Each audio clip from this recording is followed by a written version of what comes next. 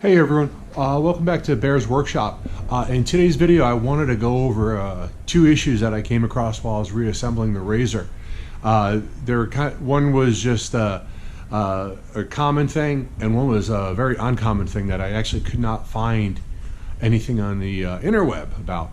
So it was kind of interesting. I found a clue, and I took that clue and I was able to figure out what it is. First thing was tie rod adjustment.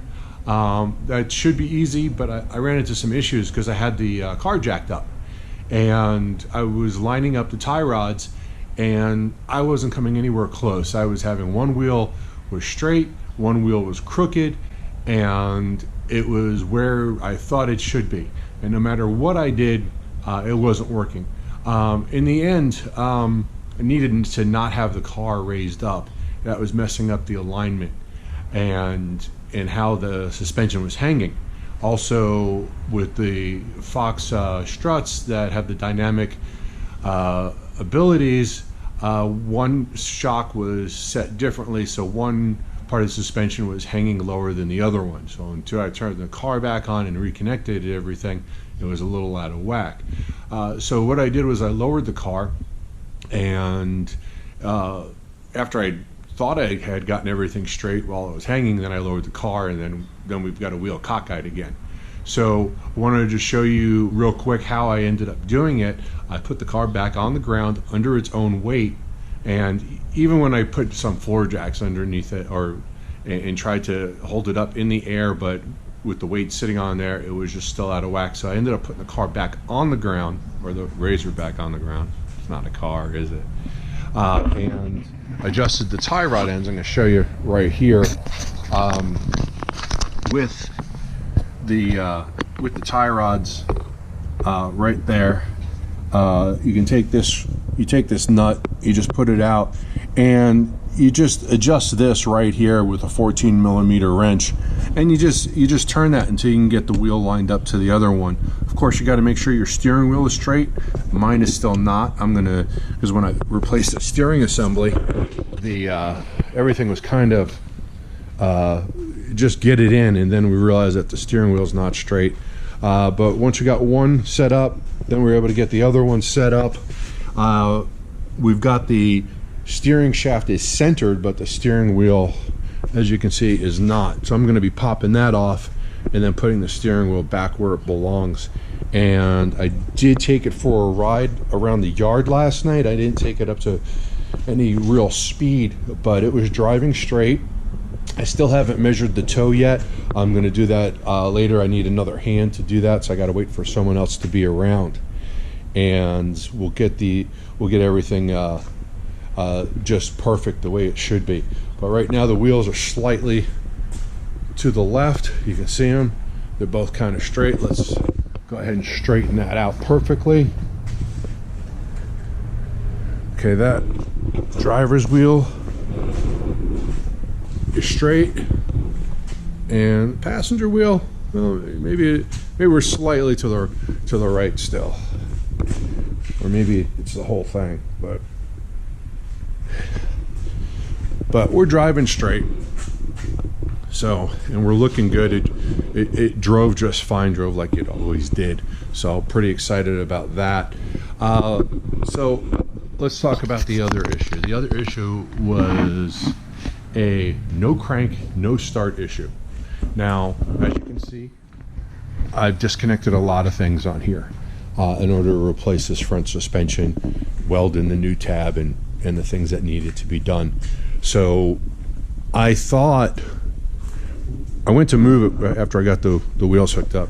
I thought my first problem was that I disconnected something that really needed to not be disconnected. So I'm sticking my head underneath that tiny little hood, and I'm trying to find out what I disconnected. I'm trying to find out what I did wrong, because obviously I did something wrong.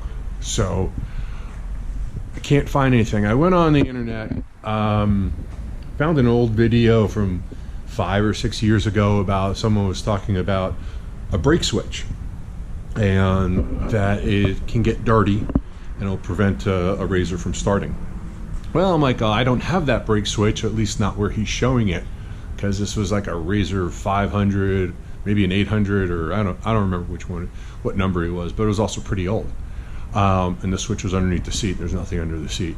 So, and I know it also ran when I pulled it in here. I drove it on 3 wheels into the shop.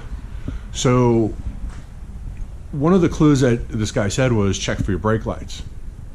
Oh, brake lights. Well, if you don't have brake lights, that means maybe your brake switch isn't making contact. And if your brake switch isn't making contact, you can't start, because that's when you hit your brake, your switch is hit, and the vehicle knows that your foot's on the brake, and it'll allow you to start. So I knew the battery was fine. So I went ahead and said, let's see, what did I do with the brakes? Oh, well, I took the whole brake caliper off, and I hadn't bled the brakes. That's a tongue twister. So my brake pedal went all the way down to the ground. So I said, okay, well, let's bleed the brakes, because something with the switch isn't going on. Before I did that, though, it was, let's see if I have brake lights, and I had no brake lights. It didn't make sense to me, and I didn't make the connection right away, that bleeding the brakes, I would have no brake lights. So apparently there's some sort of function in that brake switch where if you can put the brake pedal all the way down, or if there's no pressure in the brake cylinder, or the master cylinder, and that's probably what it is. If there's no pressure, you're not going to have brake lights. So I went ahead, I bled the brakes, and went over, started it up, poof, right away, fixed it. So if you ever have any issues with your brakes and your vehicle's no crank, no start, and you have an issue with your brakes, or you've replaced something, maybe you just replaced the caliper, that's going to be your issue. It will cause your vehicle to no crank, no start, which is a big surprise to me. But that's what it was, and it started right up, and it was that was good.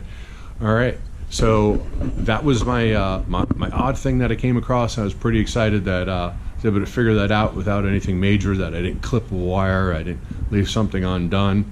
I'm still having same issue with I don't know if it's just my clip or if it's in anyone's, but underneath there's a switch to change the it's this switch right here to change it from firm, sport, and comfort. That wiring harness will not stay in properly. It just keeps falling out. That's a poor design. If you have a Dynamax, or if you have the Dynamic suspension and you have that switch, that wiring harness may just pop off, and if that pops off, you're going to get a light on your dash with a picture of a shock. It's a suspension issue, and it's going to have a fault on it.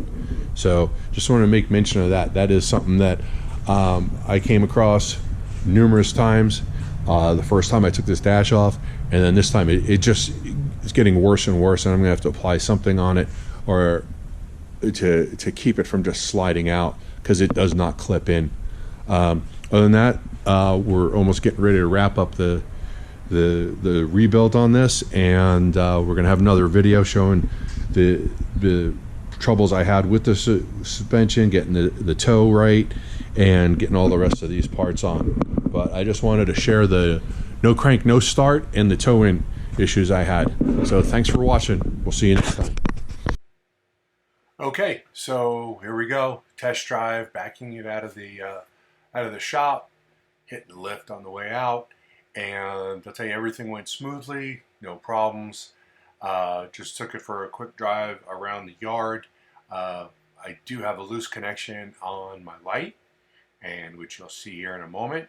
It just started flickering, not exactly sure why. Probably didn't get the connection all the way in, which I will need to fix. And that's about it. The steering was dead on, but I'm still going to measure it out, make sure we're all good. Any questions? Leave a comment, hit the like button. Feel free to subscribe. I'm going to have more videos coming up real soon. Thanks. Bye-bye.